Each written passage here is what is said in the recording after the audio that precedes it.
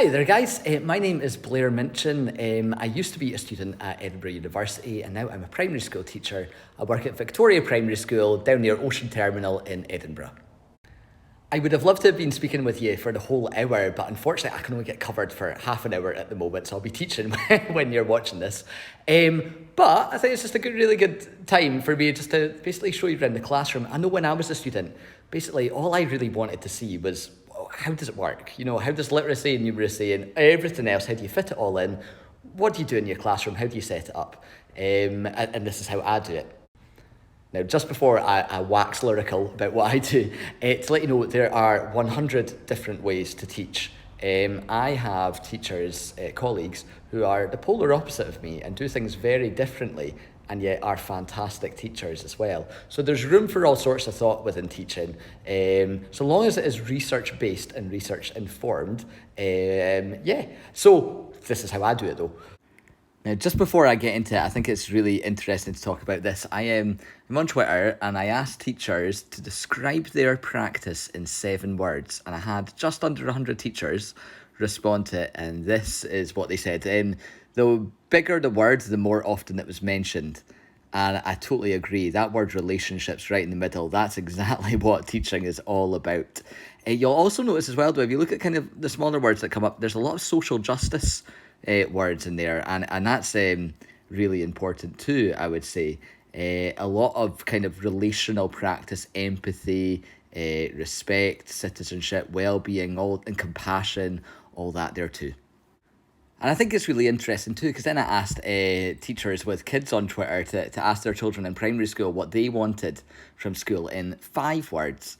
And again, you can see, look at that, friendship, play and fun, they're the biggest things that they want. And so I think Scottish teachers are on the money when they understand that teaching in schools is as much about relationships, about the social side of things, as it is about the academic.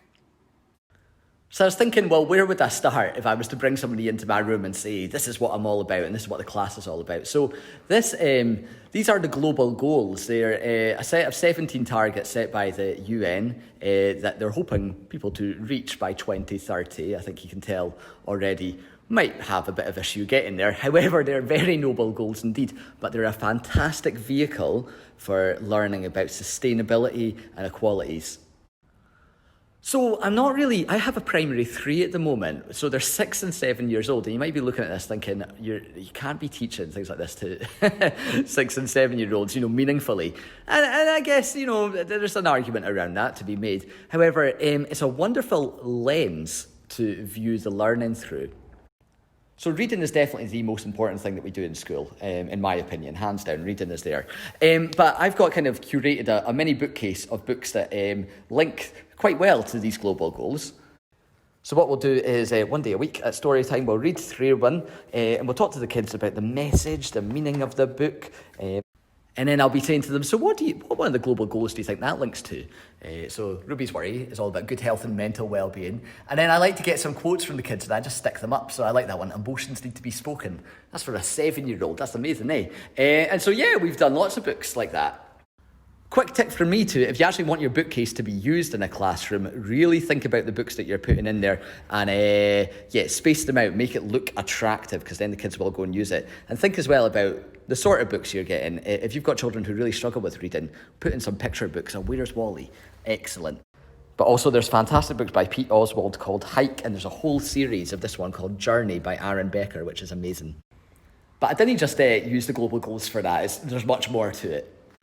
So I'm a massive advocate of what we call Pupil Voice, which is letting the kids direct their learning, speaking to them, seeing with their ideas where we can take things next. And so at the start of the term, I said, right, what do you want to learn about? You tell me, we'll do it. So the 2 massive things that came up that lots of them wanted were, wanted to learn about countries, about different places around the world, about different people around the world, and they also wanted to do lots of music. And so I thought, well, let's do the military tattoo. So I've been using fun ways to get them counting in time and thinking about bars of foreign music. And then I've been incorporating that into our marching, because marching's not very fun for kids who are 6 and 7. So asking them what they would like to do. They wanted to hop, they wanted to bounce. Some of them wanted a bit of marching and lots of clapping. So that's what we've been doing. So we've been looking at pictures and movies of Scotland, and we came up with a logo, a name for our military tattoo band, inspired by landscapes and things you would find in Scotland. So the class really liked this one, and then we've been making drums. This actually sounds really, really good. We made our own tartans, and we wrote letters to the Edinburgh Military Tattoo. And I have a class Twitter page, so sent it to them on that, and they replied. And then they got the production manager to send us a huge email as well with all these great tips for putting on a show, and they want to come down and film it all and that. So that's great. And that was all from the pupils as well, who said, could we get in touch with them? So that's lovely. But of course, these are the global goals. And so we had to give the kids a real sense of place and to understand the different performers who come to the Edinburgh Military Tattoo. So in order to develop this sense of place, what we've been doing is every day I've been doing this thing called Draw It, Build It, Measure It, where we look at different landmarks from around the world, different works of art as well, and we draw them, we measure them, because at this point in maths we're looking at using a ruler, so a bit of cross-curricular learning there. We've also got the workbench as well, we use Connects as well. This is Christ the Redeemer, looks pretty good. Also using lots of different artistic mediums, so a bit of craft, paint, dot drawing as well, even rhythmic art from Ghana. I should be shown as well. Look at their lovely wee Statue of Liberty that they made by sawing and gluing bits of wood. Now, I know that's quite a lot there. You might be like, what is this guy on? Because that's like literacy, music, dance, art, social studies, all coming together there. And it's very fluid. Things are overlapping. We might be looking at kind of 3 subjects in one lesson. But that's the way that Scottish education's meant to be. I think I'm right in saying that. A lot of the literature, at least from, I don't know if you've read yet, things like Building the Curriculum and Higgius and these things. If not, don't worry, they're all teachery acronym things. There's not too many documents to read through in Scotland, which is great. Anyway, it's this idea that pupil voice is there. It should be relevant. Children should have a choice. They should be shaping the direction that the learning's going in. And that leads to this kind of very fluid, very organic learning environment where your subjects are crossing over and overlapping a lot. That being said, there is definitely a time for what we call kind of like direct instruction, or teacher at the front of the room doing a bit of teaching. I kind of have a general rule of I don't like to speak for any more than 5 minutes in P3. When I was in P7, I didn't like to speak for any more than 10 minutes at the front of a classroom before I had them going off and doing a task. So for me, the subjects where I do kind of more direct instruction end up being numeracy and literacy, even though there's still a lot of choice, a lot of people voicing it too. So I guess to start quickly with numeracy, what I do, I always have my concrete materials out. I train the kids on how to use them, and then they're always there from P1 all the way up to P7. And just so you're aware, I know when I started the PGDE, I looked at things like this and thought, if I'm going to be teaching up the school, I don't really know how relevant this is for me, but I quickly learned that, yeah, okay, I could look with things like this and say, right, show me 4, add 3, count the dots, 1, 2, 3, 4, 5, 6, 7, that's grand. But actually, this can be used for fractions. I could say that's 3/4, so build me an equivalent fraction. There we go, 6/8, why are they equivalent? And so maths is a lot of discussion, really, for me. It's a lot of looking at a number and different ways to look at it. So I guess we always start as well with concrete. So we start with actual blocks. Then I move to pictorials, actual pictures, before then moving on to kind of what we call abstract, which is the actual numbers or written form as well. Similarly for times table, as you know, this is P3, so we've only just started a 2 times table, but even here, I'm doing it pictorially with arrays. But I'll also have the kids building it with counters and with Numicon to really embed that conceptual understanding of number. Now, there is definitely a place, even in primary 3, for jotter work. And just to let you know as well, when I'm marking work, if I'm speaking to a pupil, I don't write loads of things. I don't take the jotters home at the end of the day and writing them. I just tell them what I like. I link it all to the success criteria, and then I put VF, which means verbal feedback. And really, I shouldn't even be putting VF because it's verbal feedback. That's just an accountability thing for myself.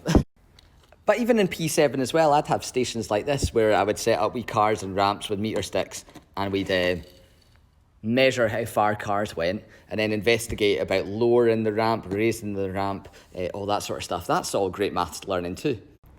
And so in primary 3, but again in primary 7, those activities, that jotter work and that car work, Could be separate lessons. They could be, that car one could be a whole lesson about friction even. But usually I kind of do them all in one, and the kids carousel around stations in their own time. They kind of choose what they're doing, and I will pull groups of kids out to the front of the class for 15 minutes. And that's kind of, I guess that is my time to give them some really high quality small group tuition. But the rest of the time they're kind of directing their own learning, which is excellent. Now, I could talk for ages about literacy, about reading and writing, but I thought I'd just quickly at this point show you spelling, because I feel that the way I do spelling, there's an extrinsic motivator there, but it's also an opportunity for me to really build resilience in the children, and I'll just show you how. So when I'm doing spelling, I present the whole class with the sound. We say, what's this sound? A. And then I say, right, 2 minutes in your jotter, write me as many words as you can think of that has that sound in it.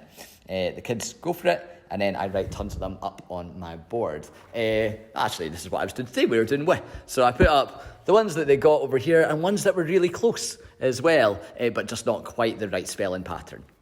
Then I say, right, we're going to have 8 words that you must learn this week, okay? So I'm going to say the word, you're going to give it a go, and then I'll write it up on the board and you can copy it down. Now, what I love about that idea of give it a go is I've had children who write things like this for pain, and they're like, oh, that's rubbish, it wasn't even close. And I'm like, no, stop. You got p, you got a. You knew there was an sound in there too. That's amazing. Well done, you. It's just that wee drip feed of a growth mindset of a not yet, but you're on the road, you're getting there, that really does so much for children. And we do this like daily as well.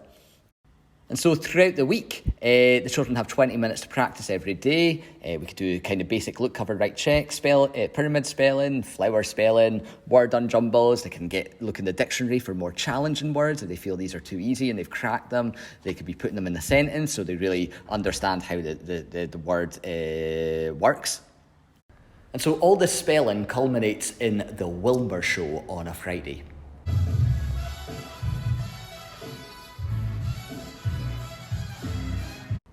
So yeah, I have a puppet. I'm not very good with puppet voices. I went for the gingerbread man from Shrek. You're a monster! But you see, I'm not very good at it. But the kids love it. I've used a puppet in P7 and I would use it in P3. I'm using it at the moment, of course. So we've got the flashing lights, we've got the soft seats at the front of the classroom. Everybody in the classroom gets a whiteboard and pen, and 2 people are chosen at random to come and be the contestants. I also choose an assistant as well. They come out and they're going to write up the words for Wilmer on the board. Now what happens is a word is chosen by me. Everybody in the classroom, every single person is playing with a whiteboard and pen. They try to spell it. Then Wilmer reveals, he sounds it out, which is great because as he's sounding it out, p, ah, eh, the kids are looking at their board to see where he goes wrong. And when he does, they all shout out, I go wrong, Wilmer. And then they reveal what they've got, the contestants reveal, and we go on like that for all the words. Now, it's not just that. I have like different rounds in there. I have a wee word unjumble round as well, because otherwise just spelling 8 words is a bit boring, isn't it? Things like the describer as well. I describe the word and they've got to write it down. Do you get that one? Do you get that one? It's your head. It's not your head, it's your waist. How silly are you? And the 2 kids who are chosen obviously beat the puppet. That's the whole point of it. But they get to take home the bedtime box, which inside it just has a book and it has 2 wee hot chocolate sachets as well. So, kind of to put that all together then, yeah, it's high quality spelling, it is, but it's pupil led, they're motivated. There's my bell, I'll need to go, they're motivated. It's making spelling fun, it's making spelling exciting, it's giving them a passion for vocabulary and new words. It's showing as well what's valued, books, reading, that's the prize, reading at home with family. That's why it's a bedtime book for them to take home. They can't make the hot chocolate in P3. They need the adults to do that too. So it's a great wee way to connect. And every Monday I have 2 parents who come in. So far, they've just been beaming. Thank you so much for sending that home. We had a lovely Friday night. It was great. Love it. Yeah, so just through spelling, just kind of thinking it through, how can we kind of encompass as much as we want from the Scottish literature, from Education Scotland and that, to really build that community spirit and that family learning. Yeah, it's a great way to do it. I waffled a bit there. This is why I'm not good on film. I should have pressed stop. Sorry. Anyway, I guess I'm also been quite well known on like Twitter and Instagram that for doing what I call like these discovery days. They're mostly linked to the Pixar movies, but they also, you'll see again, they link to the global goals. It's where I pick a movie and I do just one whole day themed around it. So I've done a Hindu wedding, I've done an Inside Out themed day. One of my favourites was the Cars Day, where we had speedometers and I drove my car into the playground, opened up the bonnet, and the kids were all looking inside. We made racetracks with whiteboards too, so you had to take your whiteboard and join it up with someone else's, and we ended up making a 33-piece racetrack on the carpet. It was great. Yeah, so look at this. I stayed too late and I've been chucked out of school, so I'm outside. I better go home, bicycle home. I guess kind of... hopefully on my way answer some questions, provided like Zoom and all that works. That would be good. But yeah, kind of I guess wee tips I would give. Make friends with everybody in the school, from the dinner ladies and dinner men. Sorry, there you go. Always check your privilege. Always check that too. Make friends with everybody in the school. Your business manager, your janitor, all of them. Okay, it's a community. Speak to all the kids. Speak to them all. Not just the ones in your class. Be that smiley one there that they feel they could approach and come and talk to you about something. Definitely. I think as well you can tell maybe that I'm here getting chucked out of school. I'm somebody who like spends way too much time here. I do. It can become that. It becomes a wee bit of an obsession. I do personally believe that teaching is a vocation. It's not just a job. That being said, your well-being is the number one priority there. And so if there's a day when you need to go home early because you're just whacked, go for it. Don't let anybody feel guilty or people be saying, oh, you get such long holidays in the summer. You don't understand until you're in teaching. Jobs aren't like that. I worked in law before I worked in teaching, and you know, up at court, I'd be sitting there for like, honestly, an hour waiting for my case to be called. And yeah, I was doing other things in the background, but I was having a laugh with other solicitors and stuff like that. In teaching, when you're in that classroom, sometimes you've got 2 hours straight where you're just on it. There's kids constantly asking you questions. You are having to think constantly about what you can do. So it really does sap away at those brain cells. And so I don't think people should ever feel guilty about leaving at 3:30 or whatever you need to do to make sure that you are okay. Because only when you are okay, you can give the kids the best of yourself. As well, it's key to remember that you're probably going to pick up on this. Just job isn't for the money, okay? It's also not for a promotion. If you think you're going to come in teaching and in 3-4 years' time, I'm going to go into management and that. Yeah, I mean, some people do, I guess. However, personally, I think children are so unique. Each stage, primary 1, primary 2, primary 3, is very, very different. So you definitely want to get your feet under the table and do a wide range of stages. So if that isn't your mindset or your psyche, I'm sure it's not. But if it is, just have a wee rethink of that. Finally as well, I guess, whilst it is about your well-being, the job's not about you. It's not about politics, it's not about policies, it's not about trying to be the best teacher in the world and that. It's about the kids. It's about those kids in your class, and you need to do what's best for them. You need to also use your professional judgment. You need to be critically reading things. There's loads and loads of schemes out there, loads of policies, and they're great. Some of them are fantastic. We use some and I think they're ace. But no scheme is ever going to work for 100% of children. Every child is unique. Every bit of research, even from the Education Endowment Foundation and that, you need to really look at where it was carried out, what the kids were, what the stage was, because how does that apply to your classroom? And so I think maybe if I could give you one really important piece of advice is when you're looking at things, always be thinking, that's grand.